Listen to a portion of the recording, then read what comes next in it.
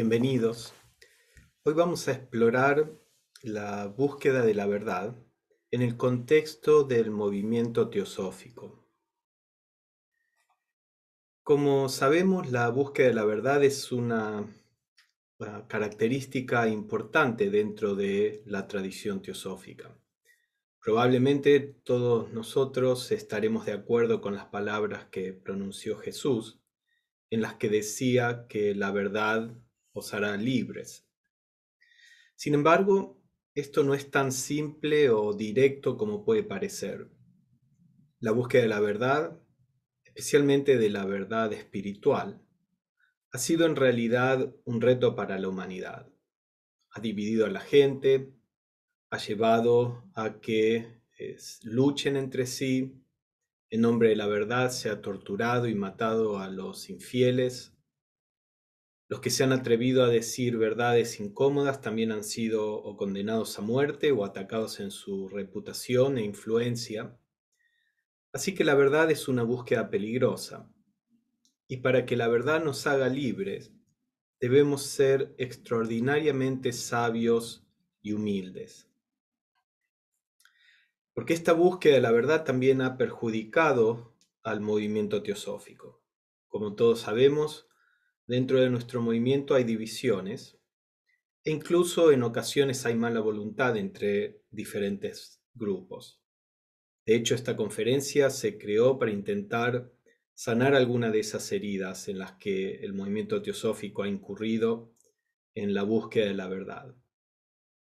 Con todo lo bueno que ha hecho nuestro movimiento en muchos campos, creo que por desgracia en este ámbito concreto no hemos podido diferenciarnos de otras organizaciones religiosas y espirituales, en donde también surgen conflictos en torno a la verdad.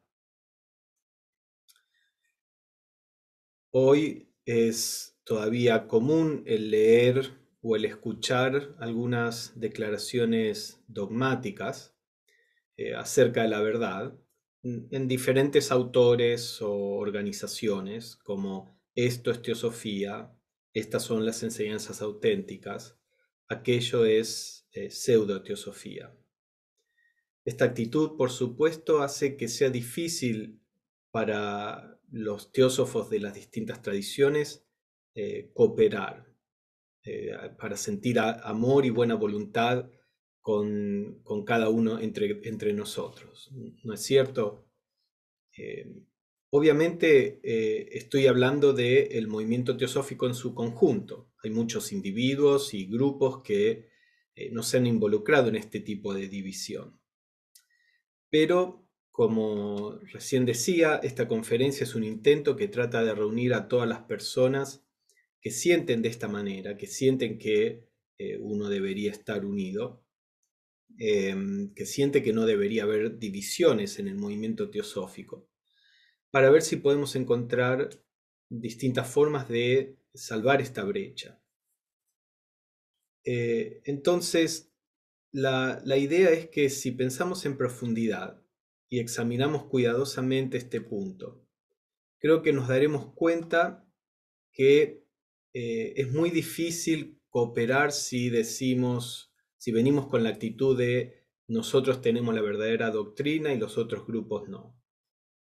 Si partimos de ese espíritu, va a haber una actitud de un modo u otro de dominio. Y también esos otros grupos de los que se dice que no tienen la verdad, que los instructores en su tradición están enseñando pseudo-teosofía, ¿cómo puede haber buena voluntad si estamos diciendo eso de otro grupo? El otro grupo no, es muy difícil para el otro grupo sentir buena voluntad con nosotros. Por supuesto, el hecho de que estemos asistiendo a esta conferencia significa que estamos de acuerdo en que esto es algo que no debería suceder, especialmente porque nuestro movimiento es un movimiento que ha sido fundado para promover la hermandad, la libertad de pensamiento, para luchar en contra del dogmatismo y la intolerancia. Por supuesto, podríamos producir un sinfín de citas de Blavatsky, de los maestros y de muchos otros teósofos en todas las organizaciones sobre lo central que son estos objetivos para el movimiento teosófico, estos objetivos de lucha contra el dogmatismo, la intolerancia, promoción de la libertad de pensamiento. Les voy a dar solo una cita de Blavatsky que está relacionada con el aspecto sabiduría, que es parte de esta conferencia. Blavatsky dijo: valorando la libertad de pensamiento por encima de todas las cosas, como la única manera de alcanzar en algún momento futuro esa sabiduría de la que todo teósofo debería estar enamorado. Porque valoramos esa libertad, reconocemos el derecho a la misma libertad en nuestros oponentes, así como en nuestros amigos. Presten atención a las frases que Blavatsky usa, que son bastante radicales. Valorando la libertad de pensamiento por encima de todas las cosas. Ella habla después que es la única manera de alcanzar la sabiduría. Que esto es algo que todo teósofo debería estar enamorado. Estas frases son bastante radicales, como decía. Y esto es porque la libertad de pensamiento es esencial en el movimiento teosófico. Ahora, no sé si uno puede decir que la libertad de pensamiento es un ideal que se manifiesta en el movimiento teosófico como un todo.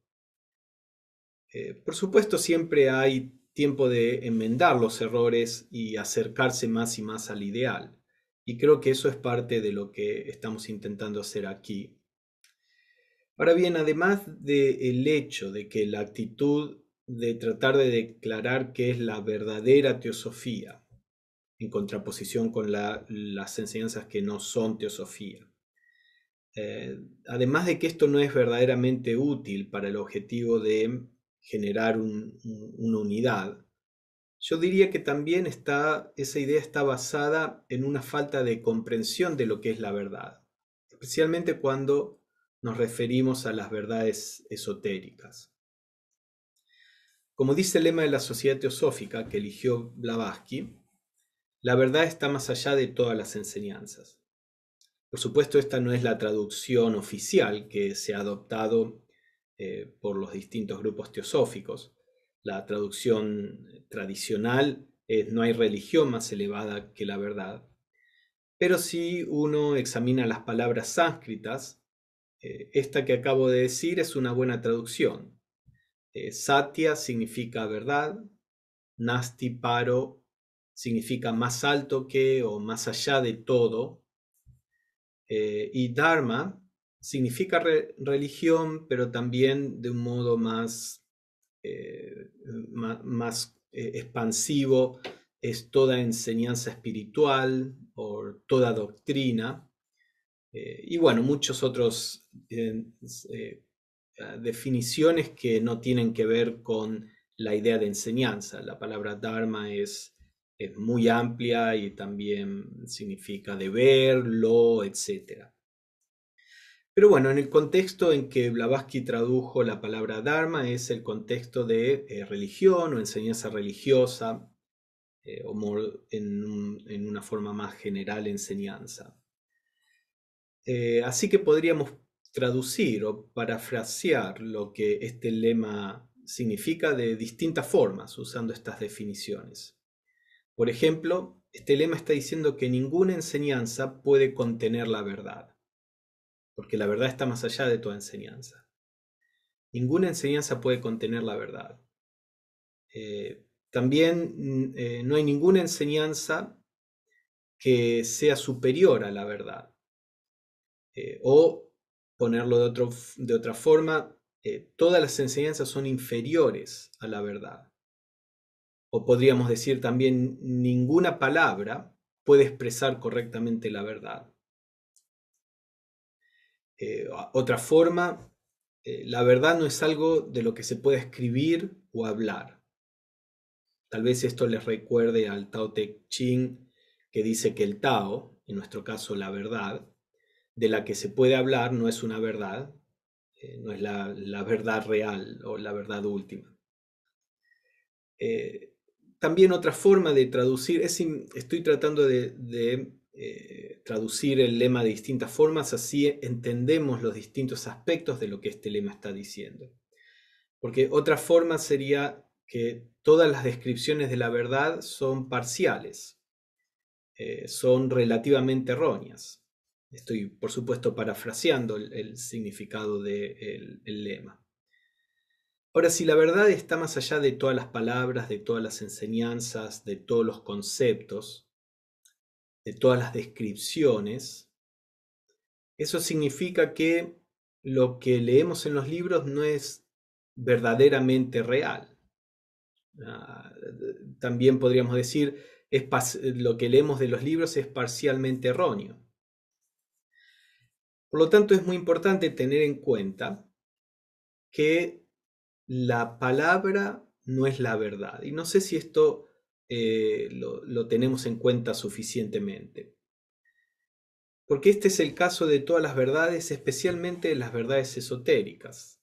Las verdades esotéricas pertenecen a un plano que está más allá del dominio del espacio tal como lo conocemos, del tiempo como lo conocemos, de la materia o de las leyes tal como las conocemos. La verdad pertenece a un plano diferente y todas las palabras que podamos utilizar, que fueron creadas para describir el plano físico, todas las imágenes, todos los conceptos, van a ser inadecuados. Probablemente por esta razón es que el maestro KH dijo, la ciencia oculta no es una en que los secretos puedan ser comunicados de repente, por una comunicación escrita o incluso verbal. Si así fuera, todo lo que los hermanos, los adeptos, tendrían que hacer sería publicar un manual del arte que se podría enseñar en las escuelas como es la gramática. La verdad es que hasta que el neófito alcance la condición necesaria para ese grado de iluminación al que y para el que tiene derecho y está capacitado, la mayoría, si no todos los secretos son incomunicables. Entonces el maestro está diciendo acá que la mayoría de los secretos de las verdades esotéricas, si no todas, son incomunicables, sea por escrito o verbalmente, a través de palabras. Entonces, ¿qué significa esto en conexión con todos los libros teosóficos que se han escrito y publicado? Normalmente leemos y estudiamos los libros pensando que son una expresión fiel de las verdades esotéricas. Pero si realmente lo analizamos, encontraremos muchas citas de Blavatsky, de los maestros y otros teósofos, donde dicen básicamente que las enseñanzas que vemos en un libro no pueden ser la verdad esotérica. Hay muchas razones para ello, ya expliqué las limitaciones de las palabras de por sí, pero también, incluso si las palabras fueran adecuadas, ninguna descripción es lo mismo que una percepción directa. Podemos tener una descripción de un país desconocido y, por supuesto, leer esa descripción no es lo mismo que estar en el país y experimentarlo. Este ejemplo ni siquiera se acerca al problema de tratar de comunicar verdades esotéricas, porque si bien no conocemos ese país en particular, conocemos otros países que tienen objetos similares. Por lo tanto, una descripción de otro país puede darnos una indicación bastante buena de lo que es ese país. Pero cuando hablamos de verdades esotéricas, estamos hablando de un campo completamente distinto, una dimensión distinta. Tal vez podríamos decir que lo que uno trata de hacer al describir verdades esotéricas con palabras es como intentar describir lo que es un color por medio de olores. Pueden ver cuán difícil sería describir correctamente un color a través de un lenguaje de olores. Eso es simplemente porque estamos tratando de describir una dimensión con cualidades o características que pertenecen a otra dimensión. Y por eso Blavatsky, los maestros y otros teósofos dicen que esto realmente no se puede hacer. La idea de los libros, estos libros se publican Primero porque hay que tratar de comunicar algo de alguna manera en el plano físico en donde estamos conscientes, para que la mente empiece a orientarse hacia el campo espiritual. Pero la idea de los libros, como Blavatsky explica muchas veces, es que nos lleven a una meditación de las enseñanzas, a un viaje interno, a través del cual podamos elevar nuestra conciencia a estos campos espirituales y tener una percepción directa de ellos. Ese es el verdadero objetivo de los libros. Por supuesto, en nuestros libros teosóficos hay algunas enseñanzas que tratan de la vida diaria, de cómo practicar la espiritualidad, de cómo prepararnos para este viaje interno. Y bueno, todo esto se puede explicar en palabras. Esto no son las enseñanzas esotéricas de las que estoy hablando. Son enseñanzas sobre el camino esotérico, si queremos ponerlo de ese modo, sobre la vida esotérica. Pero yo estoy hablando de enseñanzas esotéricas que son en realidad las que generan las divisiones dentro del movimiento teosófico, y que en realidad no tienen que ver con cosas tan relevantes para nuestra vida en este momento. Nosotros en general no discutimos sobre cuál es el tipo de vida teosófica que se debe llevar. En eso todos los distintos grupos teosóficos están de acuerdo. Las discusiones son sobre verdades esotéricas y no sobre las verdades en sí, sino sobre las palabras que distintos autores utilizan para tratar de simbolizar estas verdades que están más allá de las palabras. Entonces, cuando empezamos a examinar este tema, nos damos cuenta que generar divisiones por descripciones que de por sí son inadecuadas, no tiene mucho sentido.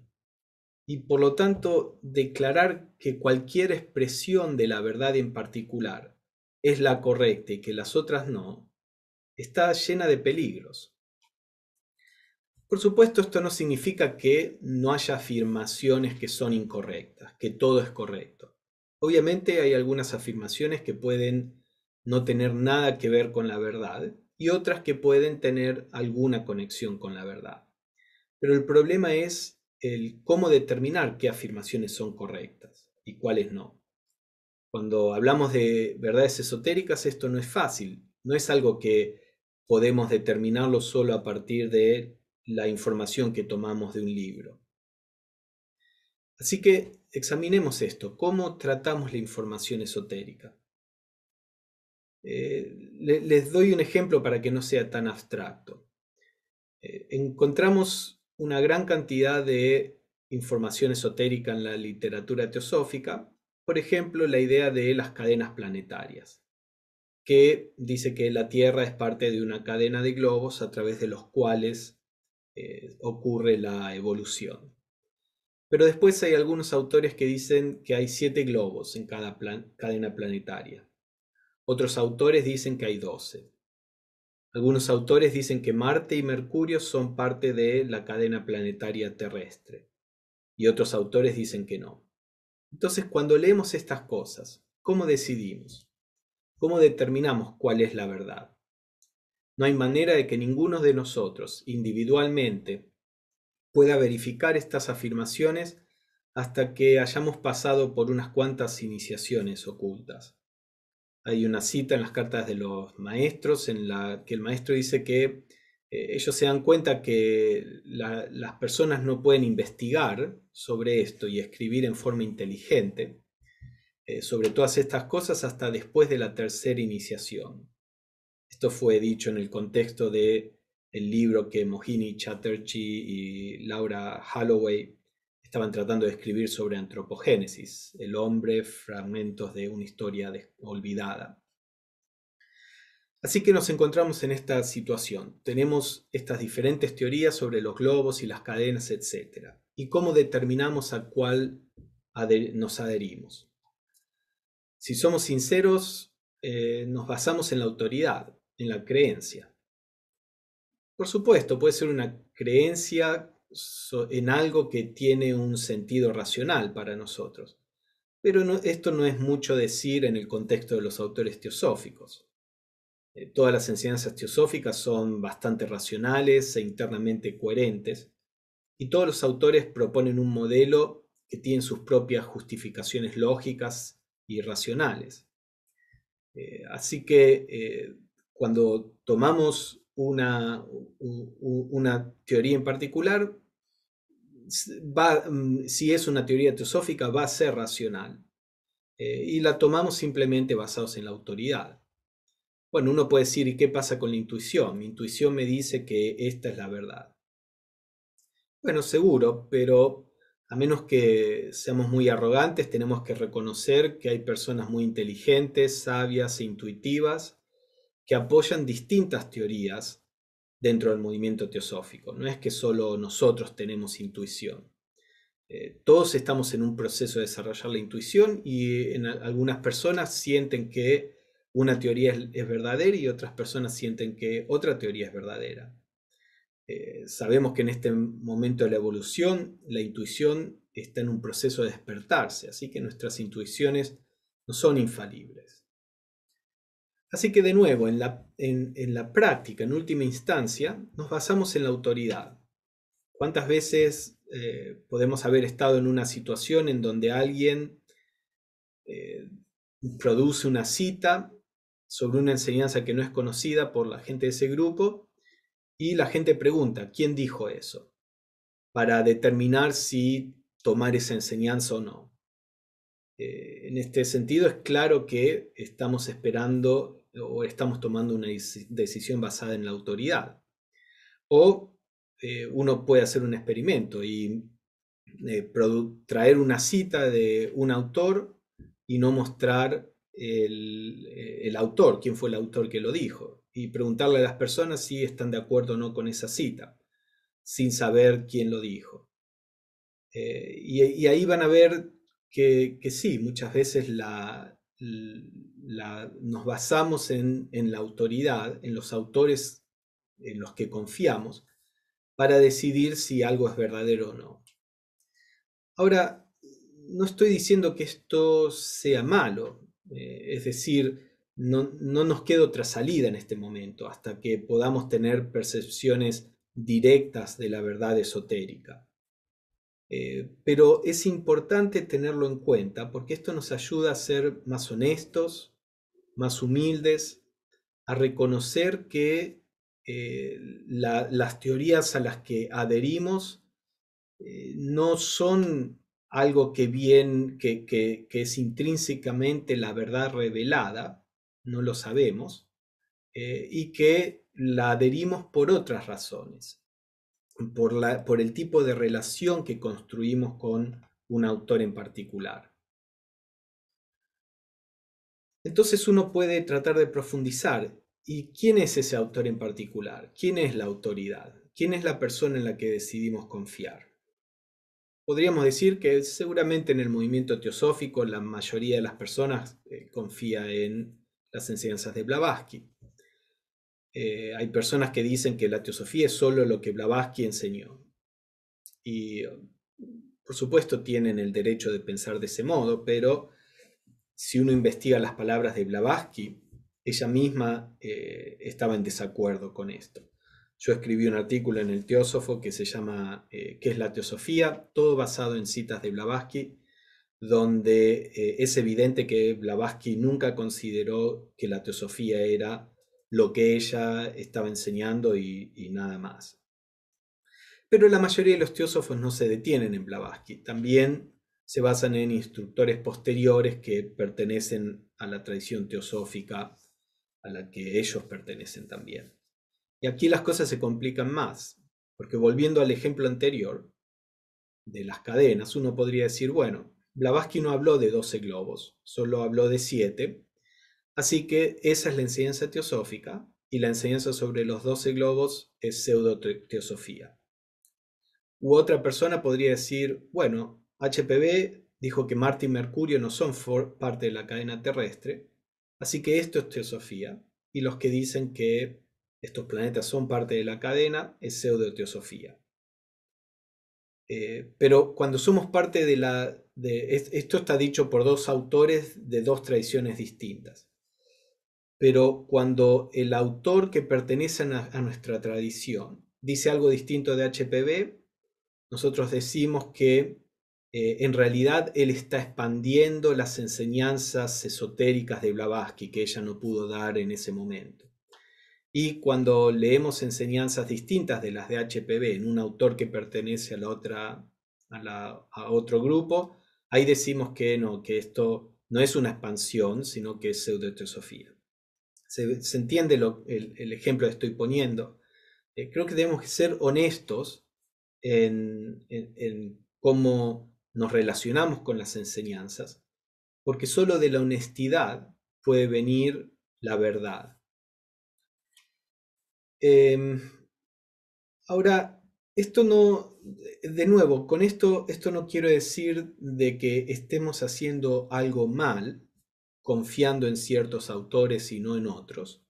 Es inevitable, pero el darnos cuenta que esto es lo que esto es lo que estamos haciendo, nos ayuda a que no seamos tan aseverantes cuando decimos que algo es verdad y no lo otro. Ahora, todo esto, este tipo de discusiones que uno va a encontrar, en general son sobre detalles de las enseñanzas. Hay aspectos mucho más generales en los que todos los teósofos están de acuerdo. Temas como la unidad, karma, evolución, reencarnación, servicio, etc. Todos los autores teosóficos están de acuerdo con esto. Entonces, las preferencias individuales están bien. No estoy diciendo de que uno debería estudiar todos los autores teosóficos, les deberían gustar todos los autores teosóficos. Hay lugar para las preferencias. Uno se puede sentir más atraído por ciertos temas que otros, por ciertos enfoques. A algunas personas les encanta la forma abstracta y compleja de presentar la metafísica que tiene Blavatsky, y otras personas no se sienten inclinadas a eso. Puede que a uno no le guste tanto la metafísica, sino más la aplicación práctica de las enseñanzas. O puede que a otras personas les guste una explicación que sea más consistente intelectualmente.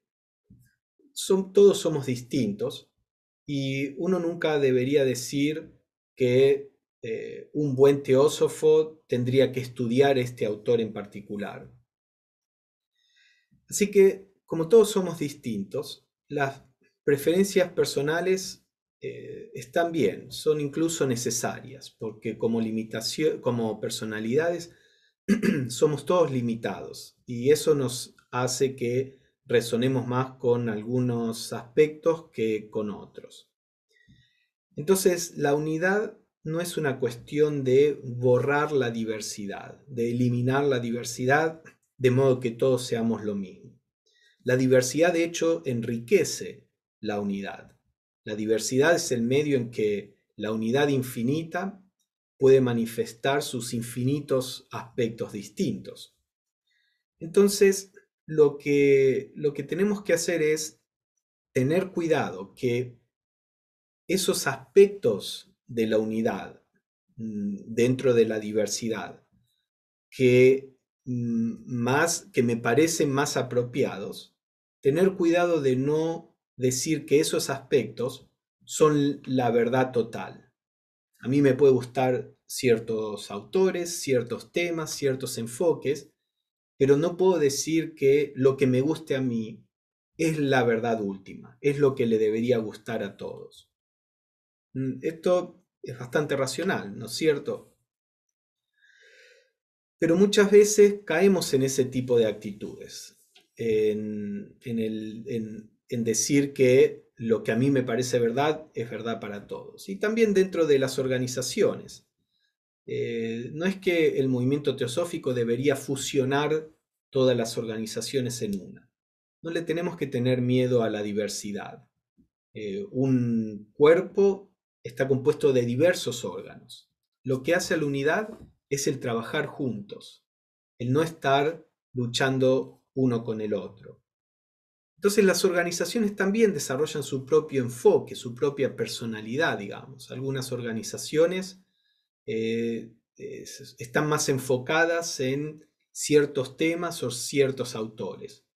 Y ese foco le puede ayudar a cierto tipo de personas a estudiar y a sentirse que están dentro de un contexto más centralizado. Pero otras personas se pueden sentir como aprisionados en prisión en este tipo de contextos más focalizados. Hay otras personas que necesitan una mayor libertad, un mayor campo de inquirir, en donde no haya sugerencias de qué tipo de autores se pueden estudiar o no. Los dos enfoques están bien y son apropiados para las diferentes personas. Entonces, es importante que haya distintas organizaciones con distintos focos. Y si pertenecemos a una organización, nuestro deber es ayudar a esa organización, porque esta es la organización que nos ha ayudado a nosotros en nuestra vida, ha ayudado a vivir de una mejor forma, a entender mejor el mundo. Así que es natural que nuestro deber teosófico, digamos, sea el ayudar a esa organización, a mantenerse viva, activa, ayudar a esa organización a mejorar, para que otros que son similares a nosotros puedan también ser ayudados por ese enfoque. Por supuesto, uno puede sentirse inclinado a ayudar más globalmente, pero el hecho de que uno esté trabajando por nuestra organización no significa que uno esté en competencia con otra organización. Así que creo que, y este es el último punto, creo que es realmente importante tener esto en cuenta, el tratar de generar el sentido de que estamos trabajando por la teosofía en forma global. Lo que queremos es que la gente en la humanidad sea ayudada por la teosofía. Y todas las tradiciones teosóficas apoyan las mismas verdades básicas. La idea de la unidad, los seres celestiales, la evolución, el karma, la reencarnación, la naturaleza espiritual y personal en nosotros, la vida después de la muerte, el sendero, la compasión, el servicio. No hay ningún conflicto en esto. Todos los autores teosóficos están promocionando esto. Las diferencias están en los detalles. Pero la humanidad necesita la teosofía, sin importar con qué vestimenta se está presentando a las enseñanzas teosóficas. Cuando una persona llega a la teosofía a través de cualquier organización, esto es un éxito de todos nosotros. No importa a través de qué organización esa persona llegue, porque esto significa que hay una persona más que está siendo ayudada por la teosofía. Y todos tenemos que confiar que hay suficiente diversidad en el mundo para que todas nuestras organizaciones tengan algo para ofrecer y que tengan éxito en su enfoque particular, en el enfoque que las organizaciones hayan elegido. Lo que es importante, creo, es empezar a pensar globalmente, que todos somos lo mismo, que todos estamos trabajando por lo mismo, sin importar a través de qué organización. Y que todos tenemos la misma meta, que es el llevar la teosofía a un mundo que tanto la necesita.